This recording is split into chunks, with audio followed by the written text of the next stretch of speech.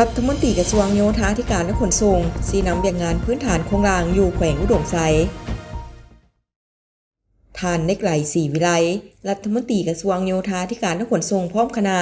ได้เคลื่อนไหวชี้นำเวียกงานพัฒนาพื้นฐานโครงรางภายในแขวงอุดมไซพร้อมทั้งเข้าร่วมกองประชุมปรึกษาหารือโครงการก่อสร้างและบูรณะรักษาทางหลวงแห่งชาติ 2E และ 2W ในวันที่21มิถุนายน 2026ที่ห้องว่าการปกครองแขวงอุดมไซโดยมีท่านบุญคงล่าเจียมพรเลขาคณะบริหารงานพรรคแขวงอุดมไซท่านพิไลทองจิตมณีรองประธานคณะกรรมการปกครองแขวงอุดมไซและแขนงการเกี่ยวข้องเข้าร่วมที่ประชุมท่านสมภาวันสุจริตหัวหน้าแผนกยทขแขวงอุดมไซได้กล่าวรายงานย่อการจัดตั้งปฏิบัติเวียกงานยทขแขวงอุดมไซติดพันกับการจัดตั้งปฏิบัติโครงการฟื้นฟูทางหลวงแห่งชาติเลข 2E และ 2W โตที่ประชุมโครงการฟื้นฟูทางหลวงแห่งชาติ 2E และ 2W เป็นนามเวียกหนึ่งภายใต้โครงการพัฒนาตามแนวทางเศรษฐกิจอาซีตะวันออกเฉียงใต้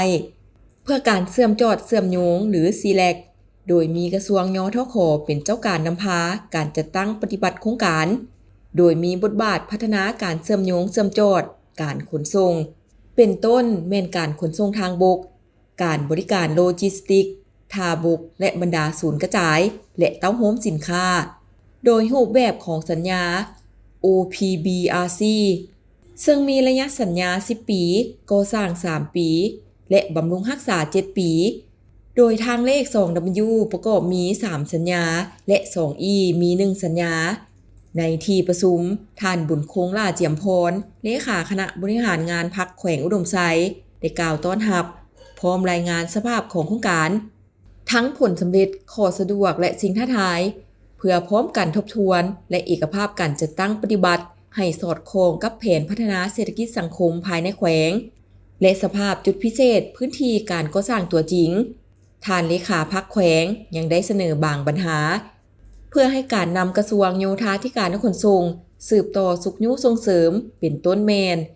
เสนอจัดสรรแรงทุนเข้ามาปรับปรุงและยกระดับเส้นทาง13เหนือเสนอกระทรวงโยธาธิการและขนส่งสืบต่อสุขยุภาคส่วนเกี่ยวข้องค้นคว้าความเป็นไปได้ในการให้บริการคืนสนามบินอุดมไซสืบต่อสุขยุส่งเสริมการขยายพื้นที่ของสถานีเคียนทายสินค้ารถไฟลาวจีนท่านเล็กไหลศรีวิไลรัฐมนตรีกระทรวงโยธาธิการและขนส่งได้กล่าวภาพรวมของการปรับปรุงและพัฒนาเส้นทาง 2E และ 2W พร้อมนั้นแม่นเล็งแก้ไขข้อประสานงานของกระทรวงโยธาธิการและขนส่งแผนกโยธาธิการและขนส่งแขวงและเจ้าของโครงการให้มีความเข้มแข็งดีขึ้นสามารถแก้ไขปัญหาที่เกิดขึ้นในระหว่างการก่อสร้างพร้อมกันนั้นเอาใจใส่คุ้มครองผังเมืองเอาใจใส่ปัญหาห้องระบายน้ำอนามัยคลองน้ำจัดสรรระบบผังเมืองให้เป็นไปตามระเบียบกฎหมายพร้อมนั้นยังเน้นให้เอาใจใส่ปัญหาการคุ้มครองการดูดแห่ดูดสายตามสายน้ำให้ถูกต้องตามระเบียบกฎหมายเพื่อเฮ็ดแนวใดให้การพัฒนาเศรษฐกิจสังคมของแขวงไปตามทิศสีเขียวและยืนยงซัมเมอร์นี้บ่จบง่ายๆจะโมเมนต์ใดเขาไปต่อได้ลุกแล้วก็ออกไปเวลาไม่รอใครเปิดความซ่าดีลุกแล้วก็ออกไปบอกว่าซ่าดีเอาอีกไหมเป๊ปซี่ซัมเมอร์นี้ซ่าบ่มีจบ